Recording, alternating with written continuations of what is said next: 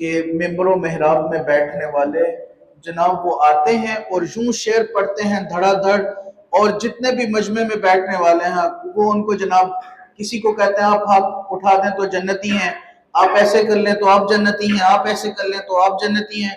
وہ آتے ہیں 2-4 منٹ میں جناب ہر صاحب پر جنت واجب کر کے وہ گئے تو وہ گئے۔ تو ایسی بات نہیں ہے، لمحے لمحے پر جو ہے وہ سلسلہ ایسے نہیں ہے، بلکہ ہمیں درمیانے راستے پر رہنا ہے۔ پہلے انہیں خوشخبری دیں، پھر ڈر بھی سنائیں اللہ کا۔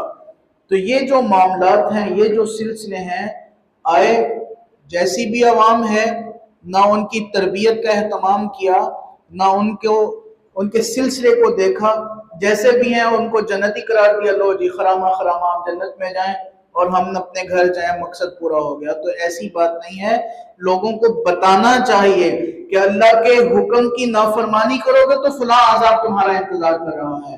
ہاں اگر اللہ کو راضی کر کے جاؤ گے تو پھر دنیا میں بھی برکتیں ہیں، قبر میں بھی برکتیں ہیں، اور حشر میں بھی برکتیں ہوں گی۔